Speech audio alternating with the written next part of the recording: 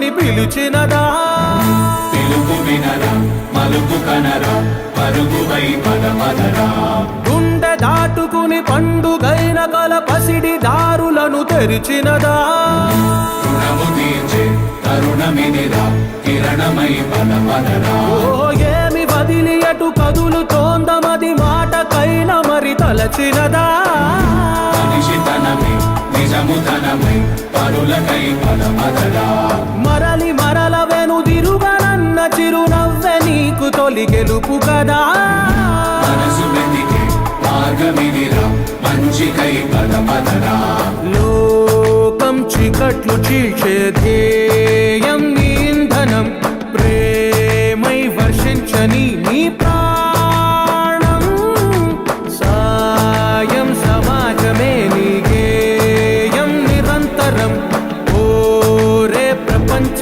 సౌఖ్యం నీకుగాక ఎవరికి సాధ్యం విశ్వమంతటికి పేరు పేరు నా ప్రేమ పంచగల అసితరమా ఎదురు చూసే ఎదలు మీటే పవనమై పదపదరా లేనిదేదో పని లేనిదేదో విడమరిచి చూడగల ఋషి గుణమా చిగురు మురిసే చినుకు తడిగా పయనమై పదపదరా ఓరా శ్రీమంతుడా ఓరా శ్రీమంతుడా నీలో లక్ష్యానికి జయమో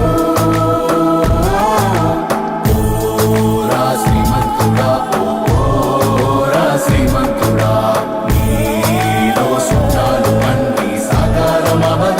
జనగామ జిల్లా లింగాల గన్పూర్ మండల కేంద్రంలో ఉన్న మరి లింగాలపురం గణపురం గ్రామానికి చెందిన పేట రవి గారు మనతో ఉన్నారు. మరి పేట రవి గారు ఉన్నత విద్యను అభ్యసించి కూడా విదేశాలకు వెళ్ళి అంటే లండన్కి వెళ్ళి అక్కడ ఉద్యోగం చేస్తూ కూడా లేదు నా వంతుకు నా దేశానికి నా గ్రామానికి నా ఊరు ప్రజలకు సేవలు అందించాలనే నేపథ్యంలో మళ్ళీ తిరిగి గ్రామానికి రావడం జరిగింది.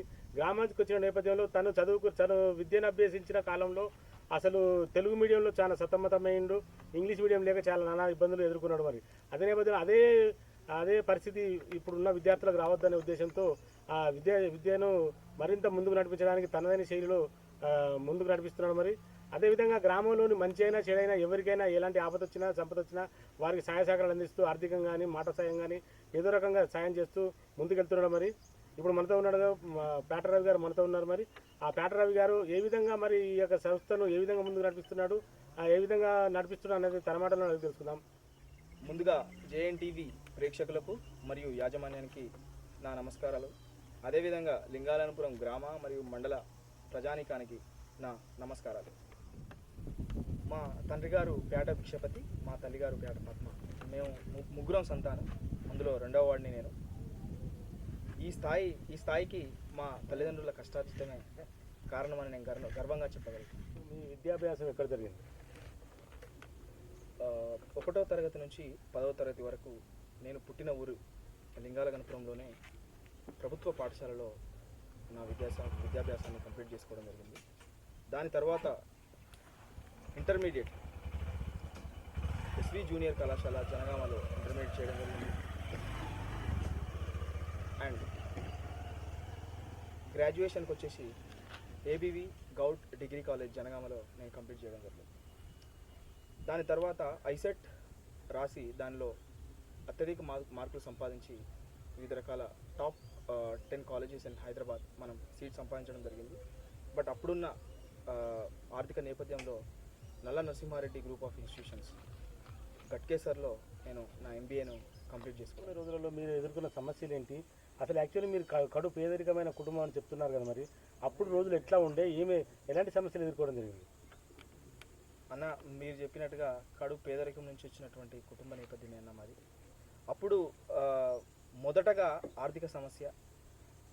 మా కుటుంబంలో మా తల్లిదండ్రులు కూలినాలు చేసి ముగ్గురిని విద్యను ప్రోత్సహించాలంటే చాలా కష్టమైన పని, కానీ వారు ఎప్పుడూ వెనుకడుగు వేయలేదు. ముగ్గురిని సమానంగా వాళ్ళు విద్యను ప్రోత్సహించడం జరిగింది. అండ్ రెండవ సమస్య నేను ఎదుర్కొంది విద్యలో లాంగ్వేజ్ స్కిల్. ఇంగ్లీష్ మీడియం నాకు ఎంబీఏలో టచ్ అయింది, కానీ 1వ తరగతి నుంచి డిగ్రీ కంప్లీట్ అయ్యేంత వరకు నాకు అసలు ఇంగ్లీష్ మీడియమే టచ్ కాలేదు. ఓన్లీ బికాజ్ ఆఫ్ ది ఒకటే సమస్య, ఆర్థిక సమస్య. ఫైనాన్షియల్ ప్రాబ్లం వచ్చినప్పుడు మనం కార్పొరేట్ విద్యలో ఉన్నట్టుగా అప్పుడు ఇంగ్లీష్ మీడియం లేకపోయింది గవర్నమెంట్ స్కూళ్ళలో, గవర్నమెంట్ కాలేజీలలో. కానీ ఎంబీఏలో నేను స్టార్ట్ అయినప్పుడు అప్పుడు కార్పొరేట్ విద్యలో నేను ఇంగ్లీష్ మీడియం స్కిల్స్కి నేను పోయినప్పుడు అక్కడ మళ్ళీ ఆర్థిక సమస్య. ఎందుకంటే కార్పొరేట్ విద్యలో మనకు ఎక్కువ మనీ పెట్టడం, ఇన్వెస్ట్ చేయడం జరుగుతుంది. అక్కడ కూడా నేను ఆర్థిక సమస్యను ఎదుర్కోవడం జరిగింది. At the same time education, ఇప్పుడు ఈ రోజులలో ఎడ్యుకేషన్తో పాటు స్కిల్ డెవలప్మెంట్స్ ప్రోగ్రామ్స్ చాలా ఉన్నాయి. అవి డబ్బుతో కూడుకున్నాయి. అప్పుడు మాకు ఆర్థిక సమస్యతో పోరాడుతున్న సమయంలో ఇలాంటి ప్రోగ్రామ్స్ ఉన్నాయని కానీ ఎడ్యుకేట్ చేసే వాళ్ళు కరువైపోయినారు. అప్పుడు నాకు సరైన ప్రోత్సాహం లేక సరైన దారిలో అంటే పై చదువులలో కానీ లేకపోతే మంచి పొజిషన్లో పొందడానికి నాకు సహకారం అందలేదు అంత. ఇప్పుడు మీరు మీ కెరీర్ ఎక్కడ స్టార్ట్ అయింది? ముందుగా మీరు విదేశాలకు ఎలా వెళ్ళడం జరిగింది? అన్న 2018 ఎంబీఏ నల్ల నరసింహారెడ్డి గ్రూప్ ఆఫ్ ఇన్స్టిట్యూషన్స్లో కంప్లీట్ అవగానే, వైవా అయిపోగానే క్యాంపస్ ప్లేస్మెంట్స్లోనే 3 జాబ్ ఆఫర్స్ నాకు రావడం జరిగింది. అక్కడ అన్ని రకాలైనటువంటి రౌండ్స్, మనం ఇంటర్వ్యూ రౌండ్స్ క్లియర్ చేయడం జరిగింది. కాలేజ్ నుంచి బయటకు వెళ్ళే ముందే నాకు మూడు కంపెనీల నుంచి జాబ్ ఇన్విటేషన్స్ రావడం జరిగింది. అందులో నేను మొదటగా తీసుకుంది సేల్స్ ఎగ్జిక్యూటివ్ జాబ్ తీసుకున్నాను. నేను నా ఎంబీఏ మార్కెటింగ్ చేయడం వలన నాకు ఇంట్రెస్ట్ కొంచెం సేల్స్లో ఉండే. టాటా కంపెనీలో మనం సేల్స్ ఎగ్జిక్యూటివ్గా స్టార్ట్ అవ్వడం జరిగింది. అక్కడ నుంచి మొదలైన నా జాబ్ కెరియర్, ప్రొఫెషనల్ కెరియర్ అక్కడ నుంచి నాకు లండన్ వెళ్ళేలా ఉపయోగపడింది. సో ఈ మధ్యలో చాలా కంపెనీలో నేను వర్క్ చేయడం జరిగింది. హెల్త్లో కావచ్చు, రిక్రూటింగ్లో కావచ్చు, మార్కెటింగ్లో కావచ్చు, సేల్స్లో కావచ్చు, ఆపరేషన్స్లో కావచ్చు. ఆల్మోస్ట్ ఒక 6 నుంచి 7 కంపెనీల్లో నేను జాబ్ చేయడం జరిగింది. సో ప్రతి కంపెనీలో ఏదో విధంగా ఏదో కొత్త పద్ధతిని, కొత్త టెక్నాలజీని నేర్చుకుంటూ ఉంటున్న రోజుల్లో సడన్గా ఒక కంపెనీ నుంచి నాకు ఐటీ రంగం నుంచి పిలుపు రావడం జరిగింది. ఇమీడియట్గా అది కూడా ఖర్చుతో కూడుకున్న పని. అప్పుడు కూడా కొంచెం ఆర్థిక సమస్య ఎదురవ్వడం జరిగింది. ఇమీడియట్గా మా డెసిషన్, మా కుటుంబం కావచ్చు, నా రిలేటివ్స్, బంధువులు కావచ్చు, మా అన్నగారు కావచ్చు, అందరి ఆర్థిక సహాయం తీసుకొని హైదరాబాద్లో ఈ సంస్థ స్థాపించారు కదా. స్థాపించిన తర్వాత ఈ గ్రామానికి మీరు రెగ్యులర్గా వస్తారా, అప్పుడప్పుడు వస్తారా? నేను రెగ్యులర్గానే గ్రామాన్ని విజిట్ చేస్తూ ఉంటాను. ప్రతి ప్రోగ్రాంలో నేను ముందడుగేస్తుంటాను. అన్నవాళ్ళు ఎప్పుడు కూడా డైలీగా గ్రామస్తుల నుంచి కాల్స్ ఖచ్చితంగా అటెండ్ చేస్తాను. ఎందుకంటే ఆర్గనైజ్ సంస్థలో ఎంప్లాయ్మెంట్ అనేది మనం క్రియేట్ చేయడం జరిగింది. అక్కడ వాళ్ళు చూసుకునే వాళ్ళు కావచ్చు, ఆర్గనైజ్ చేసుకునే వాళ్ళు కావచ్చు, హ్యాండిల్ చేసుకునే వాళ్ళు కావచ్చు, ఆ టీం అయితే ఉంది ఆర్గనైజేషన్. సో కాబట్టి నేను ప్రజలకు ఎప్పుడూ అందుబాటులోనే ఉంటాను. కడు పేదరికం నుంచి ఉన్నత స్థాయికి, ఉన్నత చదువులకు అభిప్రాయించి విదేశాలకు వెళ్ళారు. మరి స్వదేశానికి, గ్రామానికి, లింగాలగర్పూర్ గ్రామానికి ఇచ్చేయడం జరిగింది. ఇచ్చేసిన నేపథ్యంలో మీరు విద్య కోసం, విద్యార్థుల కోసం గతంలో చదువు ఎట్లా ఉంది, ఇప్పుడు ఎట్లా ఉంది, ఇప్పుడు విద్యార్థుల కోసం మీరు ఏం కృషి చేయబోతున్నారు? ఖచ్చితంగా అన్న, విద్య అనేది నాకు నచ్చిన కాన్సెప్ట్. అది ఇప్పుడు హై స్కూల్ కావచ్చు, ప్రైమరీ స్కూల్స్ కావచ్చు, వాళ్ళు ఆ ఇద్దరు హెచ్ఎంలతో నేను ఎప్పుడు కోఆర్డినేట్ చేస్తూ ఉంటాను. ఇప్పుడు ఈ జనరేషన్లో ఉన్నటువంటి చదువు చాలా అడ్వాన్స్గా ఉంది. మన గవర్నమెంట్ స్కూల్స్ కూడా కార్పొరేట్ స్కూల్ని తలదన్నేలా ఇంగ్లీష్ మీడియం కావచ్చు, ప్రొఫెషనల్ స్కిల్స్ కావచ్చు, అన్ని స్కిల్స్, మనకు లాంగ్వేజ్ స్కిల్స్ కావచ్చు, లైక్ మేనేజ్మెంట్ స్కిల్స్, అన్ని స్కిల్స్ మనం నేర్పించడానికి ముందుగా వస్తున్నాయి స్కూల్స్. వాళ్ళతో నేను ఎప్పుడు కూడా కోఆర్డినేట్ చేసుకుంటూ ఉంటాను. రీసెంట్గా మనం 10వ తరగతి మరియు ఇంటర్మీడియట్ రిజల్ట్స్ రాగానే నాకు మండల్ స్థాయిలో టాప్ 2 ప్లస్ మన లింగాలంపూర్ స్కూల్ జెడ్పిహెచ్ఎస్లో టాప్ 3 క్యాండిడేట్స్ 5గురిని మేము వాళ్ళను అభినందించి, సన్మానించి, వాళ్ళకు త్వరలో కూడా ఒక సంవత్సరానికి ఉపయోగపడేటువంటి విద్యా కిట్టు, పేట రవణ విద్యా కిట్టు అని మనం రిలీజ్ చేయడం జరిగింది. అది 10 మంది టాప్ 10 లింగాలంపూర్ మండల్ హెడ్ క్వార్టర్లో టాప్ 10 మెంబర్స్కి మనం సెలెక్ట్ చేసుకొని పెద్ద ప్రోగ్రామ్ కూడా చేయడం జరుగుతుంది అన్నమాట. ఇప్పుడు లండన్ అనగానే లక్షల్లో జీతాలు ఉంటాయి. అది ఈ కంపెనీ అనగానే లక్షల్లో జీతాలు ఉంటాయని అందరికీ తెలుసు. ఆ నేపథ్యంలో మరి అక్కడ లక్షలాది రూపాయల జీతాలను పెట్టి మన స్వదేశానికి ఎందుకు రావడం జరిగింది? ఏ ఉద్దేశం వచ్చారు మీరు? అన్న, నాకైతే అన్నిసార్లు డబ్బు నాకు సంతృప్తిని ఇవ్వదు. మీరు చెప్పినట్టుగా నాకు అప్పుడు 1,80,000 నుంచి 2,20,000 వరకు నాకు జీతం వచ్చేది.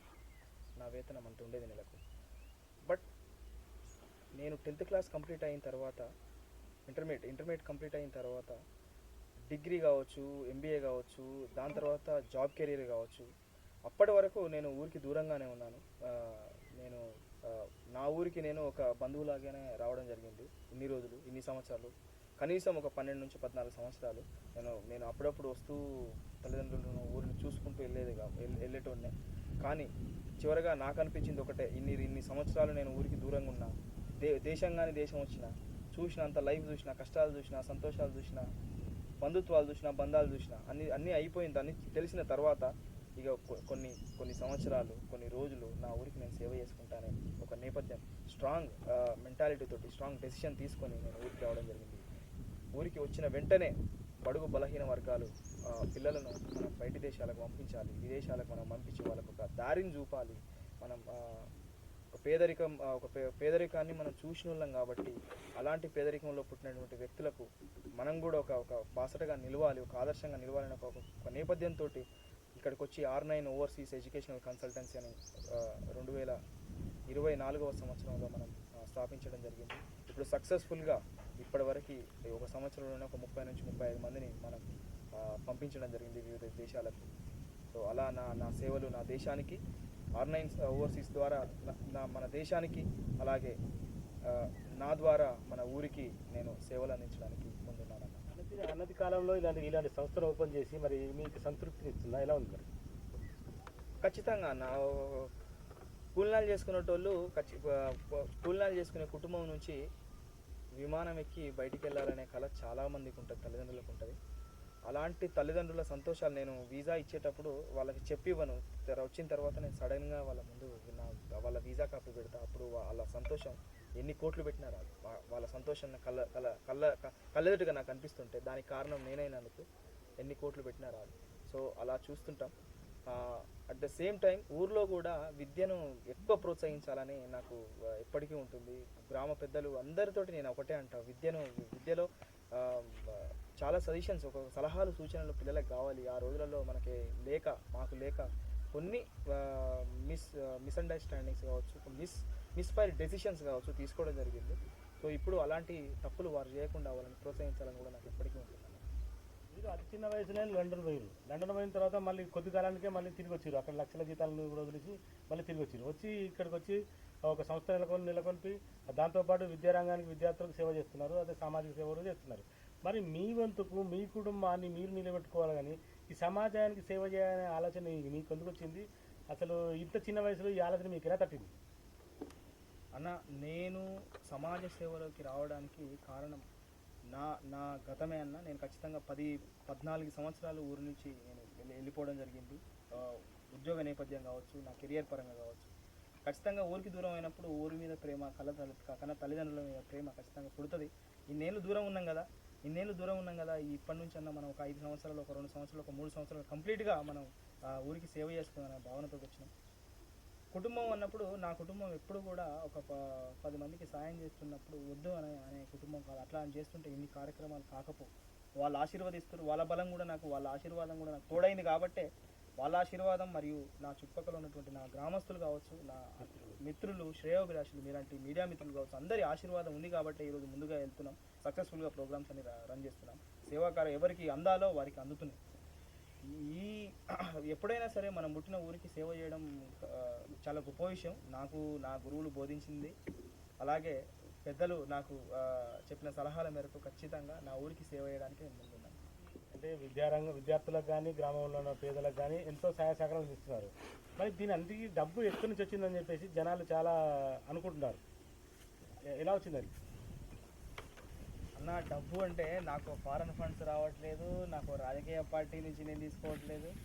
నేను స్వతహాగా ఎదిగి నేను ఒక సంస్థ స్థాపించుకొని నాకు వచ్చిన ఆ దేవుడు ప్రసాదించిన శక్తిలో ఆర్థికంగా వృతాభక్తిగా నా ఊరికి నేను చిన్నగా సేవ చేసుకుంటున్నాను. నేను ఎక్కడి నుంచి కూడా ఆశించట్లేదు, ఎక్కడి నుంచి కూడా నేను అడగట్లేదు. నాకు NGO కూడా ఎలాంటి ఆర్గనైజేషన్ కూడా నాకు లేదు. సో ఫండ్స్ ప్రతిదీ నా కష్టార్జితమే. కొన్ని ప్రోగ్రామ్స్ కూడా ఇనిషియేట్ చేసే ముందు గ్రామస్తులు నాకు ఫోన్ చేసినప్పుడు అంత బడ్జెట్ లేదు అని వెనక్కి తిరిగిన రోజులు కూడా ఉన్నాయి. కొన్ని పెద్ద అంత పెద్దోడిని కాదని కూడా వాళ్ళకి నేను సంజాయించి చెప్పుకోవడం, నేను వాళ్ళని రిక్వెస్ట్ చేసుకోవడం కూడా జరిగింది. చిన్న ఉడతా భక్తిగా నాకు వచ్చిన దాంట్లో నేను కొంతవరకు చేసే దాంట్లో ఎల్లప్పుడూ ముందుంటానన్న. విద్యారంగానికి విద్యార్థులకు చేస్తున్న సేవలు అమోఘం, గణనీయం, అద్భుతం, అత్యద్భుతంగా ఉన్నాయి. చాలా సంతోషం, మేము కూడా అప్రిషియేట్ చేస్తున్నాం. అదేవిధంగా మీరు ఈ గ్రామంలో ఉన్న పేదలకు ఎలాంటి అంటే సామాజిక సేవ కూడా చేస్తారు కదా, ఇప్పుడు ఉన్న పేదలకు మీరు ఎలాంటి సహాయ సహకారాలు అందిస్తున్నారు? ఖచ్చితంగా అన్న, అవసరం ఉన్న వారికి సహాయం చేయడానికి నా చేతులు ఎప్పుడూ ముందుగానే ఉంటాయి. ఎందుకంటే ముందు గడిచిన ఒక 2-3 నెలల నుంచి నేను చాలా సేవా కార్యక్రమాల్లో ముందున్నాను. సొంత నిధులతో నేను ఖర్చు చేస్తూ ఎవరికైతే సహాయం ఖచ్చితంగా మా గ్రామ పెద్దలు ఖచ్చితంగా ఎక్కడ ఉన్న అవసరం ఉన్నా సరే నాకు ఫోన్ ద్వారా నాకు సందేశాన్ని తెలపడం జరుగుతుంది. అప్పుడు గ్రామస్తుల్ని నేను అడగడం జరుగుతుంది, ఎవరికి అవసరం, ఎవరికి అత్యవసరం అనేది. వాళ్ళ నిర్ణయాల మేరకు నేను వాళ్ళకు చనిపోయిన వారికి బియ్యం కావచ్చు, లేకపోతే మొన్న రీసెంట్గా ఒక కుటుంబంలో వెన్నుముక లాంటి ఒక మనిషి కుటుంబ పెద్ద జరిగిపోయినప్పుడు వాళ్ళ దహన సంస్కారాలు కూడా మనీ లేనప్పుడు, డబ్బు లేనప్పుడు దానికి కూడా నేను ఆర్థిక సహాయం చేయడం జరిగింది. అలా అత్యవసరం ఉన్న కుటుంబానికి ఖచ్చితంగా సహాయం చేయడానికి నేను ఎల్లప్పుడూ వారి సేవకై నేను ముందు ఉంటూనే ఉంటాను. గారు, ఇప్పుడు గ్రామానికి మీ వంతుగా అంటే దాదాపు మీ శాయశక్తిలో మీరు సహాయ సహకారాలు అందిస్తున్నారు. అదే నేపథ్యంలో ఏదైనా రాజకీయ పదవి ఆశించా, లేకపోతే ఇందులో మొదలు ఏంటి? నేను ఇంతవరకు నేను పుట్టినప్పటి నుంచి ఇప్పటివరకు నాకు తెలుగు వచ్చినప్పటి నుంచి ఇప్పటివరకు కూడా ఏ రాజకీయ ఎజెండా నా మెడలో వల్లేదన్న. నేను నా కుటుంబం కోసం కావచ్చు, నేను నా కెరియర్ పరంగా కావచ్చు పోవడం జరిగింది. కాబట్టి రాజకీయంగా నేను ఇంతవరకు అరంగేట్రం చేయలేదు. త్వరలో ఒకవేళ ప్రజలు ఆశిస్తే, ప్రజలు నాకు సహకరిస్తే, ఒకవేళ వాళ్ళ నిర్ణయం ఒకవేళ ఒక రాజకీయ పార్టీలో జాయిన్ అయ్యి ప్రజాసేవలో ముందుండాలని చెప్తే ఖచ్చితంగా ఆలోచిస్తాం. దానికి మనం అనుకుంటే కాదు, రేపు భవిష్యత్తు కాలమే నిర్ణయిస్తుంది ఏ రాజకీయ పార్టీ అనేది. ఇప్పటివరకు అయితే అలాంటి ఆలోచనలు అయితే ఏం లేవు. ఈ ప్రోగ్రాంలలో మీకు చెప్పాలి, ఈ ప్రోగ్రాంలో చేసిన అన్ని పార్టీలు మనల్ని సంప్రదింపులు జరిగినాయి. కానీ అందరినీ ఒక అభినందన లాగా నేను తీసుకొని వాళ్ళ పిలుపుని నేను ఒక సంతోషంగా తీసుకొని వాళ్ళకి చెప్పడం జరిగింది. ఇప్పుడైతే అలాంటి ఆలోచనలు లేవు. భవిష్యత్తులో ఏమైనా ఉంటే ఖచ్చితంగా ముందుగా మీకు అన్ని పార్టీలు చెప్పడం జరిగింది. కానీ ఎవరు కూడా మాట ఇవ్వడం కానీ లేకపోతే ఇంట్రెస్ట్ చూపించడం కానీ జరగలేదు. సో భవిష్యత్తులో కాలమే నిర్ణయిస్తాను. అంటే మాకు తెలిసిన ఇన్ఫర్మేషన్ ప్రకారం ఏంటంటే, ఇప్పుడు ఏకంగా రాబోయే సర్పంచ్ ఎన్నికల్లో ఏకంగా సర్పంచ్ అయ్యే అవకాశం ఉందట కదా, మీరు ఇది నిజమేనా? అన్న, నేను నమ్మిన సిద్ధాంతం అయితే పదవులు, రాజకీయ పార్టీలు ఎప్పుడు శాశ్వతం కావన్నా. బేసిక్ ఏంటంటే ప్రజలు మరియు మనం చేసే మంచి పనులే శాశ్వతం. నేను గట్టిగా నమ్ముతాను. ఒకవేళ వాళ్ళు ఆశీర్వదిస్తే, వాళ్ళు ఆశిస్తే, ఇప్పుడు ప్రజలేం సామాన్యులు కాదు. వాళ్ళు అనుకుంటే ఏదైనా చేయగలుగుతారు. ప్రతిదీ గమనిస్తారు. ఎందుకంటే మన గ్రామాన్ని ఒక 5 సంవత్సరాలు ఒకరి చేతులు పెట్టాలంటే చాలా ఆలోచించి పెడతారు వాళ్ళు. వాళ్ళ నిర్ణయానికి నేను ఎప్పుడు బానిసనే. ఒకవేళ వాళ్ళు ఆశీర్వదిస్తే ఖచ్చితంగా, అవకాశం ఇస్తే ఖచ్చితంగా నేను ఒక బాధ్యతగా సర్పంచ్ ఒక రాజకీయ నాయకునిగా కాదు, లింగాల గణపురం గ్రామ సేవకుడుగా నేను ఖచ్చితంగా ముందుకొస్తా. ఖచ్చితంగా చాలా మార్పులకు కూడా నా దగ్గర సన్నాహాలు ఉన్నాయి. దయవేసి కాలమే నిర్ణయిస్తుంది అన్న, ముందుగా చెప్పినట్టుగా మనం అనుకుంటే కాదు. మీరు చేస్తున్న సమాజ సేవ చాలా బాగుంది. దాంతోపాటు ఈ సేవలో ఏమైనా ఆటంకాలు, అవరోధాలు ఏమైనా ఏర్పడుతున్నాయా? నాకైతే ఇప్పటివరకు నా సేవా కార్యక్రమాలు, నేను చేసినటువంటి సేవా కార్యక్రమంలో ఎలాంటి ఆటంకాలు జరగలేదన్న. ఖచ్చితంగా గ్రామ స్థాయిలో ఉన్నటువంటి అధికారులు కావచ్చు, మండల స్థాయిలో ఉన్నటువంటి ప్రజాప్రతినిధులు కావచ్చు, జిల్లా స్థాయిలో ఉన్నటువంటి ప్రజాప్రతినిధులు అందరూ కూడా నాకు ఫోన్ చేసి అభినందిస్తుంటే అంతకంటే సంతోషం ఇంకేం కావాలన్నా. నాకు అభినందనలే వస్తున్నాయి తప్ప ఇంతవరకు నాకు ఎవరు కూడా ఆటంకాలు చేయలేదు. ఎందుకంటే మంచి చేస్తున్నాం మనం సమాజానికి. ఏ రాజకీయ పార్టీ మీద డిపెండ్ కాకుండా మనం సొంత నిధులతోటి, కష్టార్జితంతో మనం చేస్తున్నాం. కాబట్టి ఎక్కడి అన్ని నలుమూలలా నాకు అభినందనలే వస్తున్నాయి అన్న. అప్పుడు వాళ్ళు చెప్పే సలహాలు, సూచనలు, అభినందనలతో పాటు వాళ్ళు రానున్న రోజులలో ఎలా చేయాలి అనేది ప్రతి ఒక్క అన్న కావచ్చు నాకు దగ్గరుండి నాకు సలహాలు చేసి కార్యక్రమాలు చేస్తున్నాడు. కనీసం ఒక కార్యక్రమం కావాలన్నా ఖచ్చితంగా ఒక 10-15 మంది సలహాలు తీసుకుంటున్నాను నేను. ఎవరిని అందరి నుంచి కూడా చాలా అభినందనలు వస్తున్నాయి. సంతోషకరంగా ఉంది ఇట్లా చేయడం. ఇంకా రెట్టింపు ఉత్సాహంతో రానున్న రోజుల్లో ఎన్నో ప్రోగ్రాంలను పూనుకోవడం జరుగుతుంది. సో నాకైతే ఎలాంటి సమస్య ఎవరి నుండి కూడా రాలేదన్నా. నేను ఒకవేళ మీరు రాబోయే ఎన్నికల్లో సర్పంచ్ ఎన్నికల్లో పోటీ చేసి గెలిచిన తర్వాత ఈ గ్రామాన్ని లింగాలగనపూర్ గ్రామాన్ని ఈ మండలంలో ఏ విధంగా తీర్చిస్తారు? మీ అసలు మీ కార్యాచరణ ఏంటి? మొత్తం 3 కాన్సెప్ట్స్ అన్న మేము నిర్ణయించుకున్నది. నేను చేసే కార్యాచరణలో మొదటగా విద్య యొక్క దాని లాభాలను విద్యను అభ్యసించిన తర్వాత భవిష్యత్తు ఎలా ఉంటుందో ఖచ్చితంగా ప్రాక్టికల్గా చేసి చూపించే బాధ్యత ఉంది. అదొకటి విద్యను ఫోకస్ చేయాల్సిన అవసరం చాలా ఉంది. దానిపైన నేను కాన్సన్ట్రేట్ చేయడం జరుగుతుంది. రెండవది వచ్చేసి ఉపాధి. డిగ్రీ పట్టాలు పొందినా ఎక్కడ కూడా ఉద్యోగాలు సంపాదించలేని స్థితిలో ఉన్నారు మన యువత. కొంతమంది యువకులు ఆల్రెడీ హైదరాబాద్లో ఉద్యోగాలు చేస్తున్నారు. వాళ్ళ సహకారాలు వాళ్ళ సూచనలు తీసుకొని నిరుద్యోగంలో ఉన్నటువంటి యువతను మనం కృషి చేయాల్సి వస్తుంది. వాళ్ళకు కూడా ఉపాధి ఒకటి కాన్సెప్ట్ ఎంచుకోవడం జరుగుతుంది. మండలానికి మీరు అడిగినట్టుగా మండలానికి లింగాలగనపురం మండలం అన్ని మండలాల్లో జనగామ జిల్లాలో ఉన్నటువంటి అన్ని మండలాల్లో ఒక విధంగా మాట్లాడుకుంటే లింగాలగనపురం మండలం చాలా వెనుకబడింది. మనం ఒక మాట ఉందన్న, ఎంత గొప్పగా కట్టిన ఇల్లు తొక్కుడు పడకపోతే అది దయ్యాల కోటే. మా లింగాలగనపురంలో తొక్కుడు పడతలేదు, జనం కనబడతలేరు. మా లింగాలగనపురంలో మండలికి హెడ్ క్వార్టర్ ఓన్లీ రిజిస్ట్రేషన్లకే మంది వస్తున్నారు. వేరే ఎలాంటి మార్కెటింగ్ సదుపాయాలు మన దగ్గర లేవు. జన సమూహం రావడానికి హోటల్స్ కావచ్చు, షాపింగ్ కాంప్లెక్స్ కావచ్చు, లేకపోతే కొన్ని చిన్న కుటీర పరిశ్రమలు కావచ్చు, ఏ విధంగా గ్రామస్తుల సలహాలతోటి ఏ విధంగా చేయాలనుకున్న ఇంతవరకు మాకు పశువుల సంత కూడా లేదు. ఈ మండల హెడ్ క్వార్టర్లో పశువుల సంత లేదు. వారానికి ఒకసారి పశువుల సంత ఉన్నప్పుడు ఖచ్చితంగా వెజిటేబుల్ మార్కెట్ శనివారం ఒక చిన్నగా జరుగుతుంది. అదే ఆదివారం రోజు లేకపోతే శుక్రవారం రోజు పశువుల సంత కూడా ఉండాలి. అలాంటి కార్యక్రమాలు ఎన్నో ఉన్నాయి. మండలం వెనుకబడిన మండలం నుంచి ఒక మోడర్న్ మండల్గా మనం తీర్చిదిద్దడానికి నా వంతు కృషిగా, ఎందుకంటే లింగాలగనపూర్ హెడ్ క్వార్టర్లో ఉన్నటువంటి సర్పంచ్గా ఒకవేళ అయితే ఫస్ట్ ఈ విద్యా ఉపాధి మేజర్ ఫోకస్ ఉంటుంది. దాని తర్వాత మోడర్న్ మండల్కి 5 సంవత్సరాల మనకు టైం అవకాశాలు దేవుడు శక్తిని ప్రసాదిస్తే ఖచ్చితంగా రూపురేఖలు మార్చే అవకాశాలు దిశగా మనం వెళ్తాం. ప్రతిదీ అన్ని రాజకీయ పార్టీని కలుపుకొని అందరి సహకారాలు తీసుకొని గ్రామస్తులే కావచ్చు, ప్రజాప్రతినిధులు కావచ్చు, అందరి కూడా సలహాలు సూచనలు సహకారాలు తీసుకొని ముందుకెళ్తానని ఒక్కడిగా నేను వెళ్ళను. అందరి సహకారాలు తీసుకొని నేను ముందుకెళ్తానని మనం ఒక యువకునిగా అటు విద్యారంగానికి సమాజానికి ఎంతో సేవలు అందిస్తున్నారు. అదేవిధంగా నేటి యువతకు మీరు ఇచ్చే సలహాలు సూచనలు ఏంటి? సలహాలు సూచనల కంటే అన్న ముందుగా మేము యువతకు లింగాలగనపూర్ మండల్ యువతకు మేజర్గా ఫోకస్ చేసిన లింగాలగనపూర్ హెడ్ క్వార్టర్లో ఉన్నటువంటి గ్రామ యువతకు నేను త్వరలో ఉద్యోగ మేళా కూడా తీసుకురావడం జరుగుతుంది. కొన్ని కంపెనీలతో మాట్లాడడం జరిగింది, గ్రామ పెద్దలతో కూడా నేను మాట్లాడడం జరిగింది. వాళ్ళ లిస్ట్ అవుట్ ఎవరైతే ఉపాధి లేకుండా లింగాలగనపూర్ గ్రామంలో ఉన్నారో యువకులు వాళ్ళ లిస్టు కూడా రావడం జరుగుతుంది. మరో వారం నుంచి 10 రోజుల సమయంలో వారికి ఎప్పుడైతే పుట్టిన ఇల్లు పెరిగిన ఊరు వాతావరణానికి దూరం అవుతామో అప్పుడే కుటుంబ బాధ్యతలు కావచ్చు, ఆర్థిక బాధ్యతలు కావచ్చు వాళ్ళకి తెలిసి వస్తాయని నా భావన, నా అనుభవంతో నేను చెప్తున్నా. అందుకే వాళ్ళకు ఊరిలో ఉండకుండా వాళ్ళ కుటుంబం తల్లిదండ్రుల మీద ఆర్థిక భారం వేయకుండా వాళ్ళు ఊరు దాటి వాళ్ళ కాళ్ళపైన వాళ్ళు నిలబడడానికి ఎప్పుడు నా సహకారం యువతకు ఉంటూనే ఉంటుంది. మేజర్గా మేము ఫోకస్ చేసేదే యువత పైన, విద్య పైన. వాళ్ళకు ఉపాధి కల్పించడంలో ఎన్ని కష్టాలైనా సరే నేను ఎదుర్కొంటాను. వాళ్ళకు మన లింగాలగనపూర్ మండల హెడ్ క్వార్టర్ కనీసం ఒక 50 నుంచి 100 ఉద్యోగాలు ప్రైవేట్ రంగంలో ఉన్నటువంటి 100 ఉద్యోగాలు ఇప్పించడానికి నేను పకడ్బందీగా ప్లాన్ చేసుకుంటూ నేను దాని కార్యాచరణలో మీరు ఎలాంటి లోపాలు గ్రహించడం జరిగింది? ఆ లోపాలు పూడ్చుకోవడానికి వాళ్ళ విద్యలో ఇంకా ముందంజలో ఉండడానికి మీ వంతుగా మీరు ఎలాంటి సహాయ సహకారం అంటే సూచనలు ఇవ్వబోతున్నారు? అన్న ముందుగా విద్యార్థులలో విద్యకు ఉన్నటువంటి ప్రాధాన్యత మనం ఎడ్యుకేట్ చేయాల్సిన బాధ్యత చాలా ఉంది.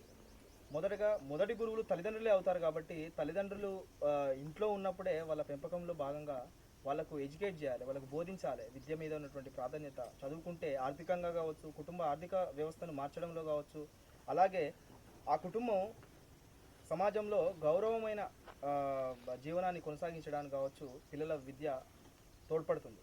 ఇప్పుడు ఈ రోజులలో ఉన్నటువంటి జనరేషన్లో నేను గమనించింది మేజర్గా 6th నుంచి 10th వరకు ఉన్న స్టూడెంట్స్కి కౌన్సిలింగ్ ఏర్పాటు చేయాలి ఖచ్చితంగా.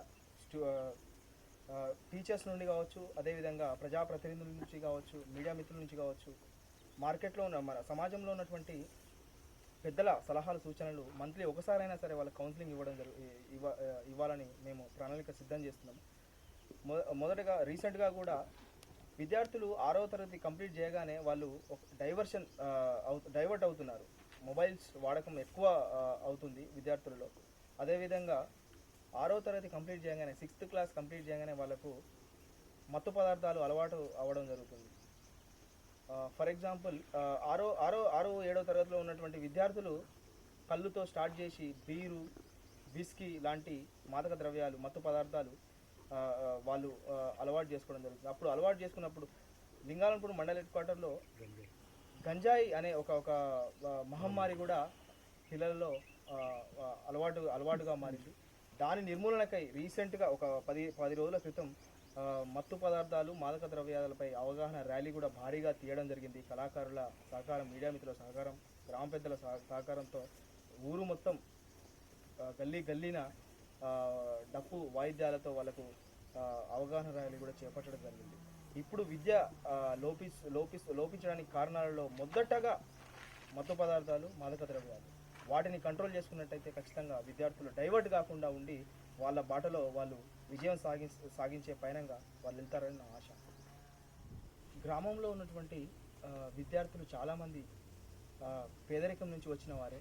వాళ్ళను తల్లిదండ్రులు ఎప్పుడూ కూడా ఒక పరిశీలనలో ఉంచాలి. మన పిల్లలు చదువుకుంటున్నారా, వాళ్ళు ఫోన్ యూజ్ చేస్తున్నారు, ఎంతవరకు వాళ్ళకు చెడు ప్రభావం కలుగుతుంది వాళ్ళ పైన, ప్రతి ఒక్కటి వాళ్ళు గమనించాలి. అట్లాగే స్కూల్కి కూడా విజిట్ చేయాలి. పేరెంట్స్ మీటింగ్ అన్నప్పుడు ఎవరు కూడా వెళ్ళరు. బేసిక్గా ఎవ్రీ మంత్ హెచ్ఎం సార్ వాళ్ళు రిక్వెస్ట్ చేస్తూ ఉంటారు పేరెంట్స్ని, కానీ వాళ్ళు రారు. పని ఉంది, లేకపోతే వేరే వాటిలో బిజీగా ఉండి వాళ్ళను ఎక్కువ పట్టించుకోరు. సో మొదటి గురువు తల్లిదండ్రులే కాబట్టి ఇంటి నుండి గడప దాటే కంటే ముందే వాళ్ళు ఒకసారి నిర్ణయించుకొని వాళ్ళ పిల్లలపైన కొంచెం శ్రద్ధగా గమనించి వాళ్ళకు మంచి చెడులు బోధించాలని సూచిస్తున్నాను. అలా సూచించినప్పుడు చెడు ప్రభావం, చెడు అలవాట్లకు కూడా వాళ్ళు అలవాటు చేసుకోకుండా వాళ్ళు విద్యలో భాగంగా విద్యను మంచిగా అలవర్చుకొని జీవితంలో విజయం సాధిస్తారని నా ఒక ఆశ. పిల్లలను పట్టి పీడించేది మత్తు పదార్థాలు కావచ్చు, మాదక ద్రవ్యాలు కావచ్చు. ఈరోజు లింగాలగన్పూర్ మండల్ హెడ్ క్వార్టర్లో పిల్లలు గంజాయి బారిన పడొద్దని, మత్తు పదార్థాలు వినియోగంలో బారిన పడొద్దని భారీగా ర్యాలీ కూడా తీయడం జరిగింది. మత్తు పదార్థాలు, మాదక ద్రవ్యాలపై అవగాహన ర్యాలీ అనే ఒక కాన్సెప్ట్ తోటి, గ్రామ పెద్దల సహకారంతో గల్లీన ఊరు మొత్తం గల్లీన భారీగా ర్యాలీ కూడా కళాకారుల సహకారంతో, వాళ్ళ పాటలతోటి, డప్పు వాయిద్యాలతోటి కూడా చెప్పడం జరిగింది మొన్న. సో వాటిని కూడా చూసి కొంచెం మన ఊరి పిల్లలు బాగుపడితే ఖచ్చితంగా మన దేశం బాగుపడుతుంది అన్నట్టుగా మేము పిల్లలకి ఒక అవగాహన ర్యాలీని తీసుకొని వచ్చి వాళ్ళకి కొన్ని సూచనలు కూడా, సలహాలు కూడా ఇవ్వడం జరిగింది. అంటే ఇదే ప్రైమరీ స్కూల్ అయినా హైయర్ ఎడ్యుకేషన్ స్కూల్స్ ఉన్నాయి కదా, అందులో మీరు రాబోయే రోజులలో ఓన్లీ ఇప్పుడు వంటగదికే పరిమితం కాకుండా ఇంకేమైనా విద్యార్థుల కోసం మౌలిక సదుపాయాలు ఏర్పాటు చేయాలనే ఆలోచన ఉన్నారా? ఖచ్చితంగా అన్న, మౌలిక సదుపాయాల్లో ఇన్ఫ్రాస్ట్రక్చర్ మేజర్గా మేము కన్సిడరేషన్ చేసుకుంటున్నాము. ప్రభుత్వ పాఠశాలలో చదువుకునే విద్యార్థులు పేద విద్యార్థులే అయి ఉంటారు. వాళ్ళు ఈ రోజుల విద్య ఎట్లయిందంటే ఎవరు ఎక్కువ ఫీజు కట్టుకొని చదువుకుంటే వాళ్ళు ఎక్కువ చదువుకున్నట్టు మీనింగ్ అంటూ తల్లిదండ్రులు ఫీల్ అయ్యే విషయం ఇది. ఇప్పుడు చూసినట్టయితే నేను తరచుగా ప్రైమరీ స్కూల్ కావచ్చు, హయ్యర్ స్కూల్ కావచ్చు, నేను లింగాలంపూర్ మండల హెడ్ క్వార్టర్లో ఉన్నటువంటి స్కూల్స్ను నేను వారానికి ఒకసారైనా పోయి వాళ్ళతో మాట్లాడడం జరుగుతుంది, హెచ్ఎం వాళ్ళతో. ఇక్కడ మనకు అప్పట్లా లేదు, ఇప్పుడు క్వాలిటీ ఎడ్యుకేషన్ మనకు బోధించడం జరుగుతుంది. వాళ్ళ సహాయ సహకారాలు కూడా పిల్లలకు చాలా అద్భుతంగా అందించడం జరుగుతుంది. మౌలిక సదుపాయాల గురించి చూసుకుంటే ముందుగా చెప్పినట్టుగా అధికారులపై గవర్నమెంట్ ప్రోటోకాల్ ప్రకారంగా వాళ్ళు కూడా వాళ్ళ ఆర్థికంగా వాళ్ళు సహాయపడడానికి, వాళ్ళ మౌలిక సదుపాయాలు ఏదైనా కల్పించడానికి వాళ్ళు ముందుకు రావడం జరుగుతుంది. ఇప్పుడు మేజర్గా మేము ఫోకస్ చేసేది quality education, at the same time skill development programmes. For example రీసెంట్గా సమ్మర్ క్యాంప్ అనేది పెట్టడం జరిగింది. ఇప్పుడు విద్యార్థులు కూడా యూజ్ చేసుకోవడం జరుగుతుంది. సో ఆల్మోస్ట్ ఒక 50 మంది విద్యార్థులు అందులో పాల్గొని సక్సెస్ఫుల్గా రన్ చేయడం జరుగుతుంది. హై స్కూల్లో మల్లికార్జున్ స్వార్ ఆధ్వర్యం హెచ్ఎం గారు. అలాగే ఇంగ్లీష్ కమ్యూనికేషన్ స్కిల్స్ దానిపైన కూడా మేము మాట్లాడడం జరిగింది. At the same time computer knowledge ఈ రోజులలో computer knowledge and English language knowledge మనం మన పిల్లలకు ఉంటే ఖచ్చితంగా ప్రపంచంలో ఏ మూలకు పోయినా వాళ్ళకు విజయం వాళ్ళ తోడై ఉంటుందని నా భావన. సో ఆ దిశగా మేము మా విద్యార్థులకు ఎల్లవేళలా మేము ఎడ్యుకేషన్ పరంగా వాళ్ళకి మా సహాయాలు సహకారాలు ఎప్పుడూ అందిస్తున్నాం. ఇంత ఇంట్రెస్ట్ పెడుతున్నారు ఎడ్యుకేషన్ మీద విద్యార్థుల కోసం. మరి ఎప్పుడైనా మీరు స్కూల్లో ఉన్న ఇబ్బందులు కానీ ఏమైనా మౌలిక సదుపాయాలు కానీ అంటే స్కూల్పై దృష్టి ఏమైనా పెట్టిదా? మరి ఏ విధంగా ఉంది పాఠశాల పరిస్థితి? ఖచ్చితంగా అన్న రెండు స్కూల్లో ప్రైమరీ కావచ్చు, హై స్కూల్ కావచ్చు, హెచ్ఎం మేడం మార్తా మేడం కావచ్చు, హెచ్ఎం సార్ మల్లికార్జున్ సార్ కావచ్చు, మేము ఫోన్లో మాట్లాడుతూనే ఉంటాం. అలాగే ఈరోజు పొద్దున కూడా మేము వెళ్ళి చూసి రావడం జరిగింది.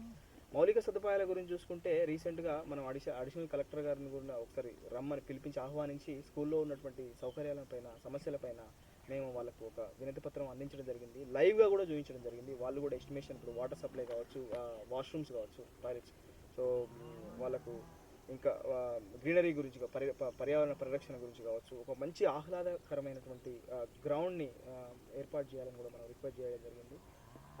అలాగే నేను లండన్ నుంచి వచ్చిన 2 నెలల్లో అనుకోకుండా ఒక సమస్య నా ముందుకు రావడం జరిగింది. అదే వంటగది.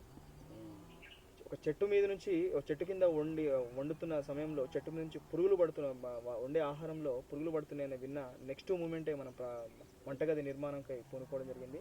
With in a span of ఒక 1 monthలో మనం కంప్లీట్ చేసి చూపించడం జరిగింది. ఇప్పుడు ఆనందంగా పిల్లలు మధ్యాహ్న భోజనం వండుకుంటుంటే నాకు చాలా సంతోషకరంగా. రవి గారు, మీరు అతి చిన్న వయసులో ఇక్కడ గ్రామానికి రావడం జరిగింది, లండన్ వెళ్ళడం జరిగింది, సంస్థ స్థాపించడం జరిగింది. అదేవిధంగా గ్రామానికి వచ్చి సేవలు అందిస్తారనుకుంటున్నారు, సేవలు అందించబోతున్నారు. మరి ఈ చిన్న వయసులో ఈ ఆలోచన మీకు ఎందుకు వచ్చింది? సేవ చేయాలనే ఆలోచన ఎప్పటికీ ఉంటుంది. ఖచ్చితంగా సేవా దృక్పథంతో ఉన్నటువంటి మనసే నాది. కానీ ఊరికి వచ్చినప్పుడు ఖచ్చితంగా కష్టాల్లో ఉన్నటువంటి వారు మనకు ఎదురైనప్పుడు మనం అక్కడ చూస్తూ ఉండలేక వచ్చినటువంటి ఆలోచననే మొదటగా ఒకటి స్టార్ట్ అయింది. దాని తర్వాత ఒకదానికి ఒకటి వస్తూనే ఉంటాయి. వాళ్ళు అడుగుతూనే ఉన్నారు. నాకు తోచిన దేవుడిచ్చిన దాంట్లో నాకు తోచినంత విధంగా ఖచ్చితంగా కొంత గ్రామానికి ఖర్చు పెట్టాలి. మనం ఏం తీసుకెళ్ళలేము కదా పైకి వెళ్ళినప్పుడు, ఒక మంచి పేరు తప్ప. గత కొన్ని నెలలుగా నేను చేస్తున్న సేవా కార్యక్రమాలను ఆదరించి నన్ను ఎల్లవేళలా ఆశీర్వదిస్తూ సపోర్ట్ చేస్తున్నటువంటి, సహకరిస్తున్నటువంటి లింగాల గణపురం గ్రామ ప్రజలకు, మహిళా సంఘాలకు, మహిళలకు మరియు యువతకు, ప్రజాప్రతినిధులకు, మీడియా మిత్రులకు అందరికీ పేరున నా వందనాలు. ఇలాగే మీ ఆశీర్వాదం ఎల్లప్పుడూ నాపై ఉంటుందని ఆశిస్తూ సదా మీ సేవలో ప్యాట రవి.